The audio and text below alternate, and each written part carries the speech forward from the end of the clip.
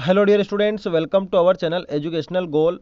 और आज हम बात कर रहे हैं कक्षा 7वीं की गणित की वर्कशीट और ये मार्च का महीना। ठीक है, तो पूरा सॉल्यूशन देखेंगे, वीडियो के अंत तक बने रहें। तो देखते हैं पहला प्रश्न क्या है।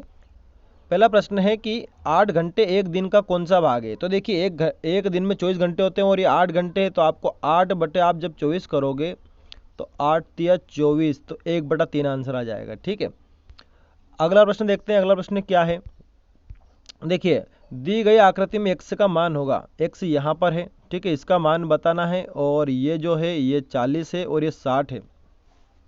तो दोनों प्रकार से निकल जाएगा कि एक तो नियम होता है कि त्रिभुज के अंतः कोणों का योग उसके भाई कोण के बराबर होता है सम्मुख भुजा के। तो देखिए 40 तो ये 60, ये दोनों कितने हो गए 100, तो ये वाला जो भाई कोण है ये भी कितना रहेगा 100 रहेगा। या फिर अगर आपको दूसरे तरीके से निकालना है तो आप ऐसा भी कर सकते हैं कि 60 40 100 हो गया और ये वाला जो बच गया वो 80 है और ये फिर दोनों 180 का बना तो भी 100 का आ जाएगा, यानी कि 100 आंसर आएगा कुल मिला के। आप तो ये देख लीजिए।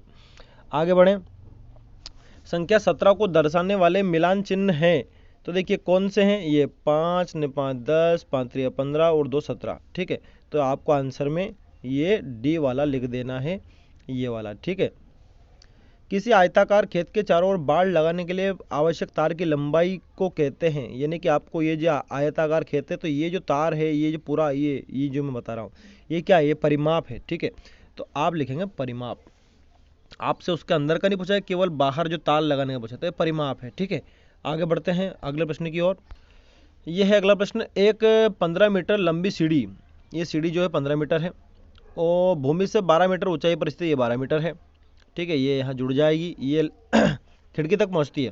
दीवार से सीढ़ी के पैर की दूरी बतानी है, ये दीवार है और सीढ़ी के पैर है, ये दूरी बतानी है आपको कुल मिला के। ठीक है, तो आप जानते हैं पाइथागोरस थ्योरम, इसमें से ये भुजा घट जाएगी तो 15 गुणित 15 कितना होता है 225 और 12 गुणित 12 100 होता है 44, तो आ जाएगा 81 और 81 का जब आप वर्ग करोगे तो आ जाएगा 9, यानी कि ये भुजा कितनी आई, ये 9 आई। ठीक है, तो देखिए ये 9 इसका आंसर आ गया यहाँ पे। ठीक है, पाइथागोरस थ्योरम से।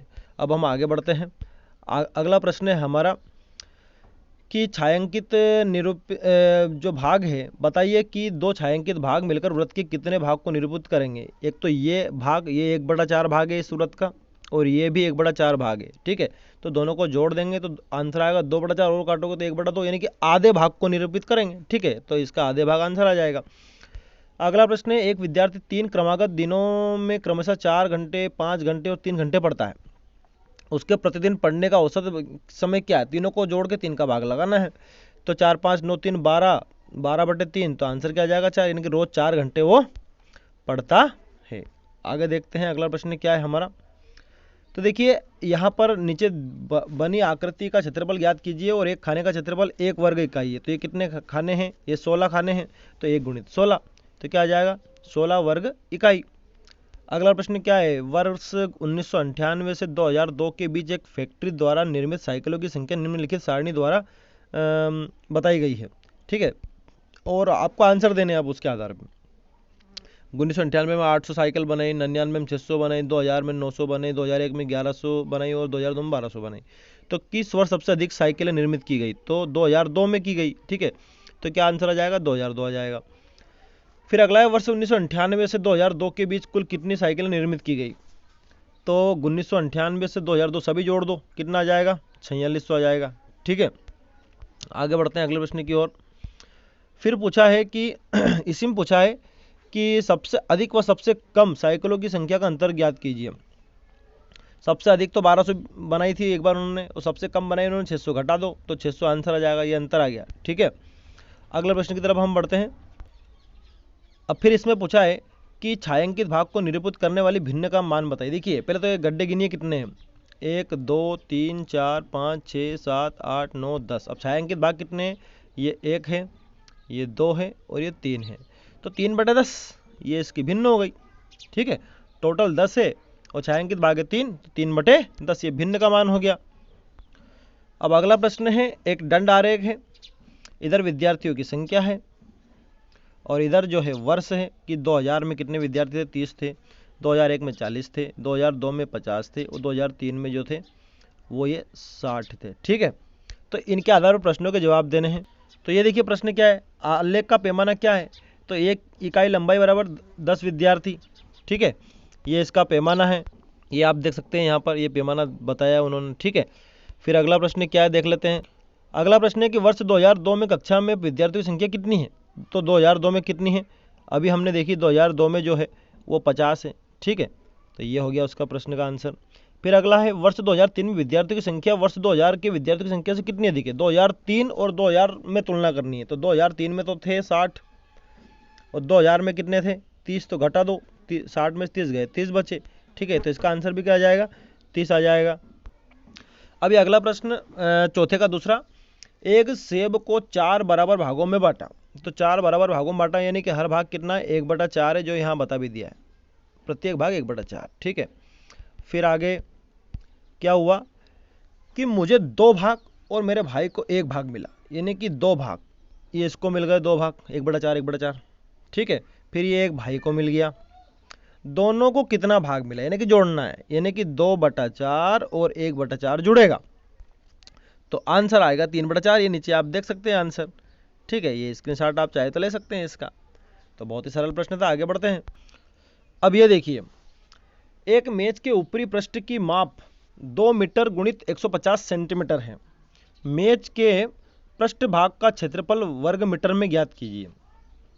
देखिए ये लंबाई है और ये चौड़ाई है या मोटाई कुछ भी कह लीजिए, तो ये तो मीटर में है, ये सेंटीमीटर में है, तो पहले तो हमें इसको मीटर में कन्वर्ट करना पड़ेगा, तो ये 1/5 मीटर इसका आंसर आ गया। आपको पता है आंसर कैसे आया, क्योंकि ये सेंटीमीटर में है तो इसमें 100 का भाग लगेगा तब जाके मीटर आएगा, तो ये 100 का भाग लगा तो ये आ गया 1.5 मीटर। अब ये भी मीटर में है, ये भी मीटर में। अब क्षेत्रफल हम निकाल सकते हैं, लंबाई गुणित चौड़ाई, तो अगर आप गुना करेंगे तो 3 वर्ग मीटर आएगा, ठीक है। वैसे भी क्षेत्रफल वर्ग में ही आता है, वर्ग मीटर वर्ग सेंटीमीटर, ठीक है। तो ये इसके मेज का पृष्ठ भाग का क्षेत्रफल हो गया, ठीक है। अगले प्रश्न की तरफ बढ़ते हैं। अब ये आकृति आप ध्यान से देखिए, अंतिम प्रश्न है ये, और एक वृत्त दे रखा है, इसको हम बोलते हैं जीवा, ठीक है, क्योंकि वृत्त के एक सिरे से दूसरे सिरे तक जो रेखा मिलती है उसको हम जीवा बोलते हैं, ठीक है। और वृत्त की सबसे बड़ी जीवा क्या होती है, व्यास होती है, तो ये व्यास है क्योंकि केंद्र से होकर गुजर रही है, ठीक है। फिर आपको इसमें 2 त्रिज्याएं दिख रही होंगी, एक तो OB और एक OA, और इनके बीच का जो भाग है वो कहलाता है त्रिज्यखंड, क्योंकि त्रिज्याओं के बीच का भाग है, ठीक है, तो वो AB हो गया। तो इसके आधार पर हम आंसर देंगे, प्रश्न हमसे जो जो पूछे जाएंगे। तो देखिए ये है केंद्र पूछा है, तो केंद्र क्या है O, ये तो हमने अभी देख ही लिया। व्यास क्या है, तो व्यास फिर आपको दिखा देते हैं। व्यास देखिए सबसे बड़ी जो जीवा होती है वो व्यास होती है BC, तो BC इसका व्यास है, तो यहाँ लिखा भी हुआ है BC, ठीक है। जीवा देख लीजिए, जीवा क्या है, तो जीवा आप सभी जानते हैं D और E, ये जीवा हो गया, ठीक है। अब अगला पूछा है एक त्रिज्याखंड, त्रिज्याखंड जो है वो जरूर इसमें AB है, ठीक है, ये वाला, तो ये त्रिज्याखंड हो गया। इसमें हालांकि गलत दे रखा है, आप इसको AB कर लीजिए, ठीक है।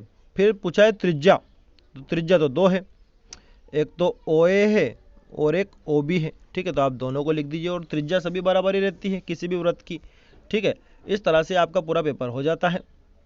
Thanks for watching this video.